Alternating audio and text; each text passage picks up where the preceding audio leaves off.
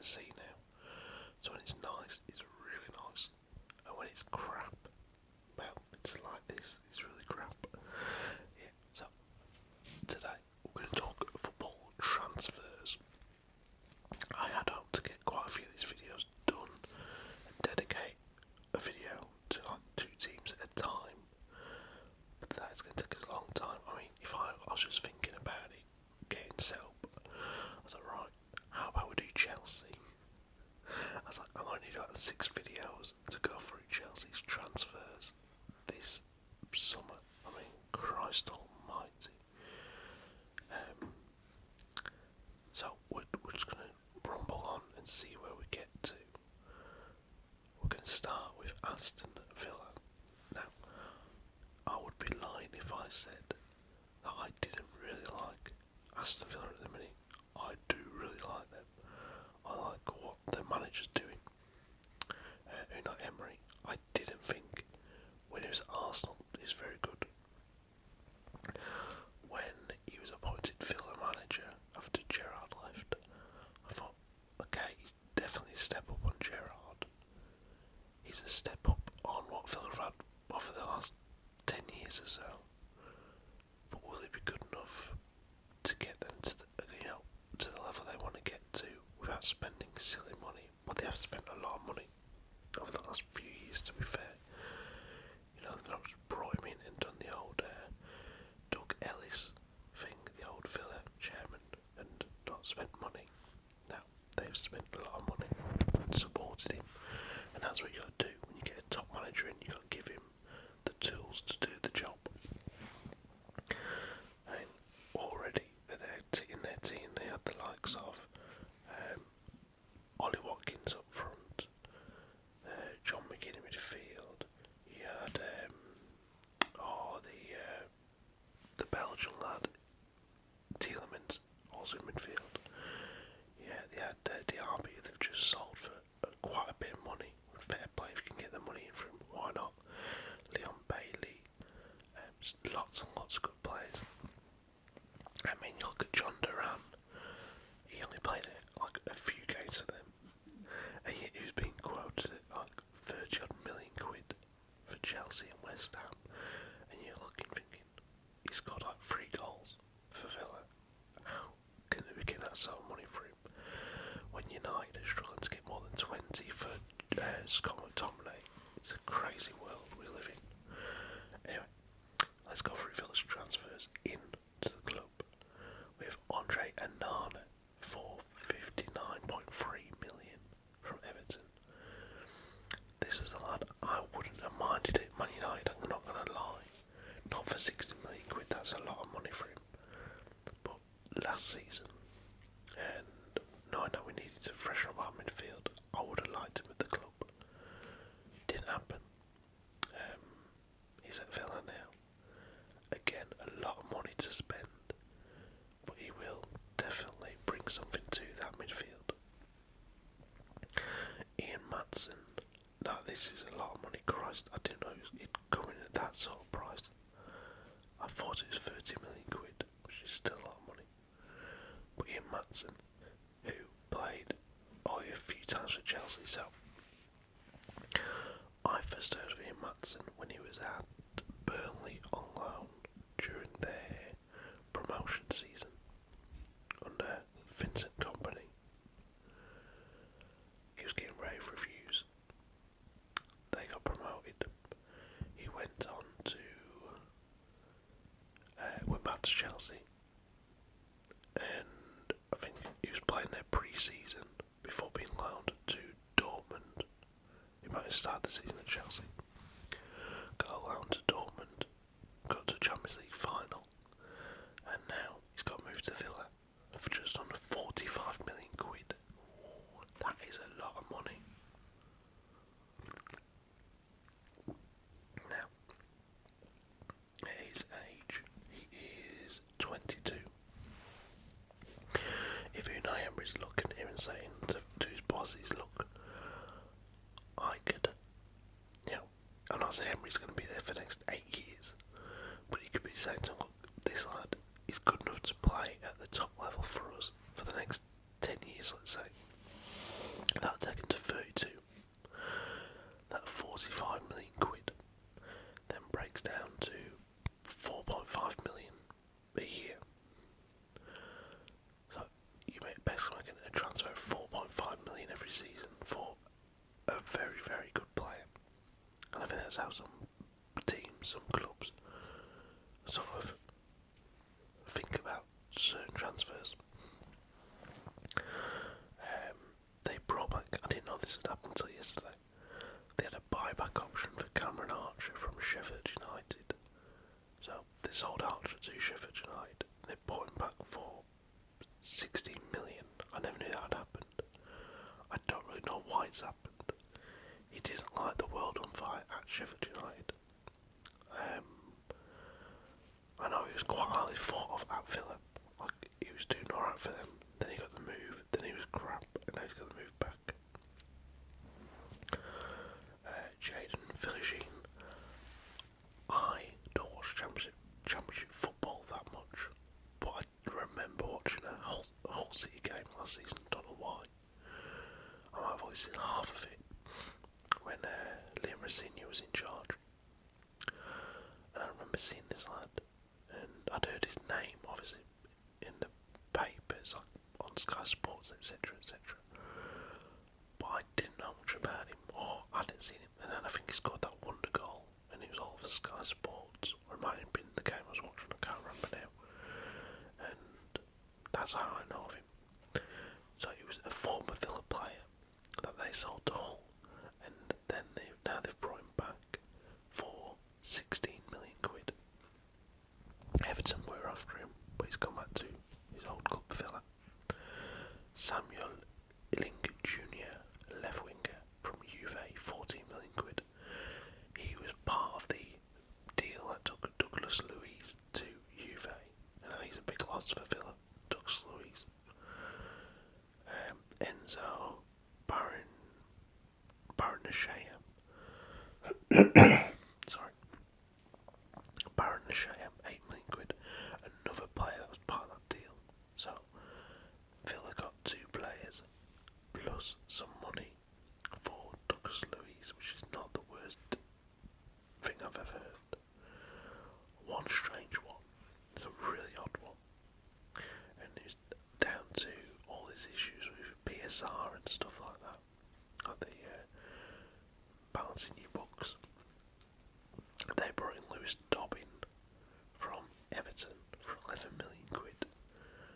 I can't remember who went to Everton the other way, but somebody left Villa for Everton. It's a really strange deal because Lewis Dobbin has not really done much at Everton, and he's ended up at Villa. I expect Villa to sell him in the next 12 months. Ross Barkley. Now this could, in my opinion, be the bargain of the season in the league. They got Ross Barkley for £5.9 million from Luton Town. He was easily Luton's best players last season. On top of that, he was linked, or there was a lot of talk about him getting back into the England team due to his performances for Luton Town. That's how good he was playing. Not just, there's a very good player in an average team. No, Luton were playing quite well at one point, if you remember. And then you had Ross Barkley as one of their main players, and outperforming some of the better Premier League players when he played against them. He's been at Villa before, didn't really work out for him then. That was when he went on loan, I think, from Chelsea. I mean, it's good to see a young player who really fucked his career up by making the move to a top team. It's happened a few times. Let's look at it. So, you can go back to a couple of more Everton players. Jack Rodwell left Everton for City. Messed up his career so bad. Ended up at Sunderland picking up a wage in League One when the fans just wanted him out, and he weren't being picked, and he was just scamming the club out of a lot of money because he wasn't playing, and he was refusing to leave because of how good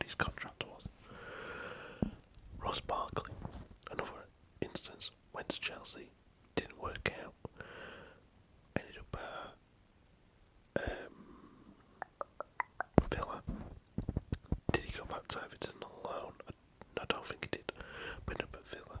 Ended up over in France. Where at that point I thought, bloody hell, his career's really gone now. Ends up at Luton Town. Rejuvenates his career in a season. And now he's at Villa. I think if Luton stayed up, he should have stayed there. But he'd only play championship football, ideally. And he obviously fancies his chances of getting into this Villa side. So good luck to him. Another player, and it's still going wrong for him at the minute, Calvin Phillips. He believed the hype. He took the move to City from Leeds.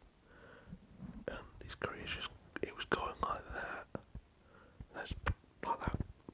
So yeah, it's not always best for these young players to make these big moves. It don't always work out.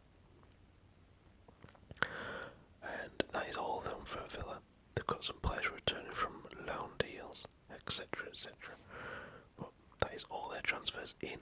So have a little look at their transfers out.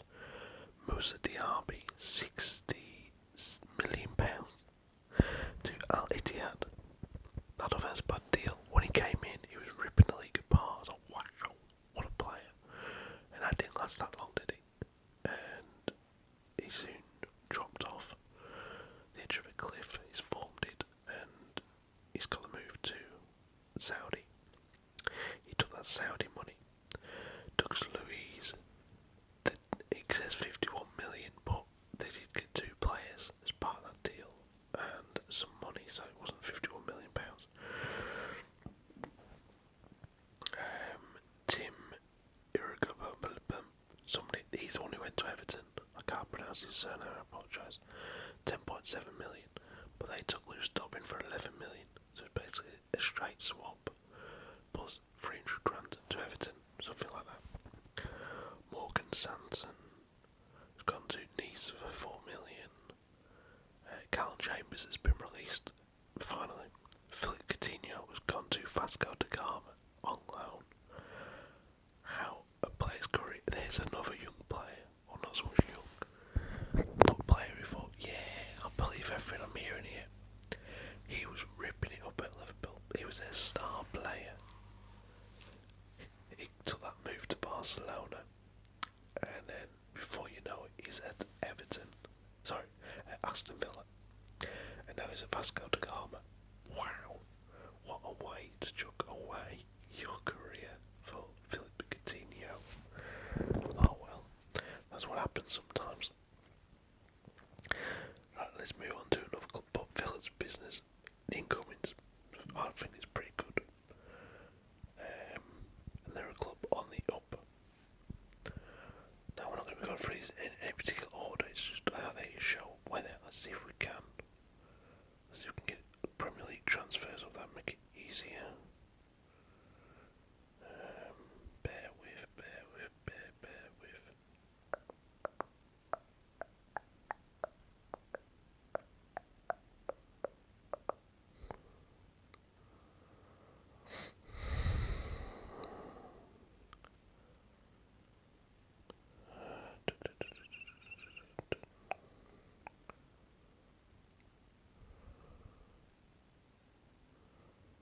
Sorry guys, just waiting for my phone to catch up with what I wanted to do. And it's designed to be very slow.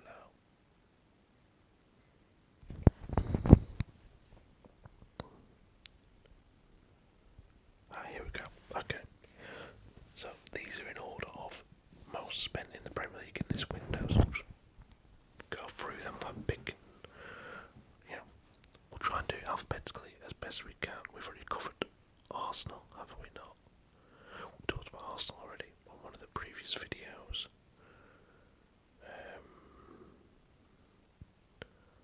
We spoke about Villa. Bournemouth we spoke about on one of the previous videos. You know, I'm just going to go through in the way they're shown up on here, be a lot easier for me. Right, West Ham. Let's talk about West Ham. They have spent in this window. Let me have a little look.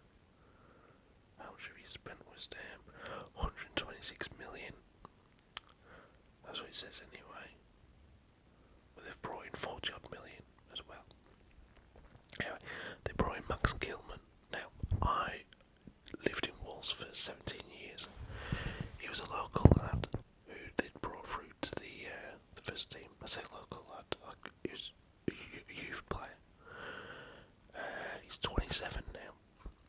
Wolves picked up 47 million quid for him. When you look, I think, in my opinion, if you Wolves, not if you West Ham pushing for Europe, but if you Wolves just trying to finish mid-table, right now, if you get £47 million for Max Gilman and go out and sign 2 or 3 players, Wolves ain't going to spend £30 million on a player anytime soon. If they're going to get 3 players for 15 million quid, then that's good business. So Max Gilman, 47 million, he does strengthen West Ham's defence, there's no doubt about that. A West Ham defence that was not the best last season. Under Moyes, they shipped a lot of goals. I seem to remember them losing 2 games back to back, was it like 6 or 7-0? It was crazy. They've brought in Crescencio Somerville from Leeds. I've seen a bit of Somerville when he was in the Prem and in the Championship last season. I was in a few of their games. I don't know if he's worth 30 million quid though. 29.3 million to be exact.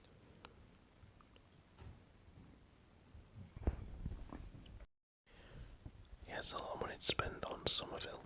I mean, they do need, attacking options. They obviously feel that's good money. And I mean, he's only 22 years old. He has a lot of potential and a lot of years to develop as a player. The one I'm most impressed by is Nicholas Fulkrug, and he's 31, but they're going for 27 million quid. This lad was the main man, or one of the main men up front for Dortmund last season, and you get him for 31 million quid. This Dortmund who made it to a Champions League final,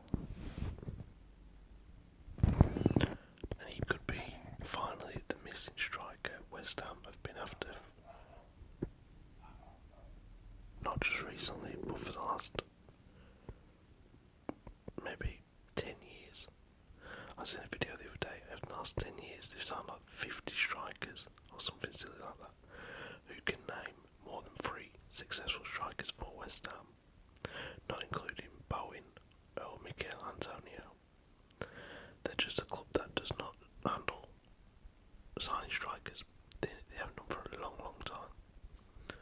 I remember back in the day they had John Hartson, Paul Kitson, Paolo Di Canio, Ian Wright, proper strikers. They've struggled over the years to get anything even familiar or similar to that. So Fulkrug, I think, is a great signing. Luis Guilherme from Palmeiras, 23 million. I've never heard of him until he signed for West Ham, so I couldn't say about that. Guido Rodriguez, a free transfer from Betis. He won the World Cup with Argentina, I believe. I don't know much about him either, other than he came in on a free from Real Betis. Wes Foderingham, a free transfer from Sheffield United, a backup keeper, probably third choice. Ben Rama came back from his loan to Lyon, as did Thilo Kehrer from Monaco. Where have them 2 gone to? Outgoings. Flynn Downs, 17 million quid. Flynn Downs to Southampton. Wow. Ben Rama then signed for Lyon on a permanent deal, 14 million. Kehrer to Monaco, 11 million. Ben Johnson was released on a free. Ogbonna has been released. Calvin Phillips has gone back to City. But they brought in some decent money there. 25 million, so 17 million for Flynn Downs. He's now 25. I mean, if he hadn't broken into that team at 25, he was never going to, was he? So that's good business for them. Anyway, guys, that's the end of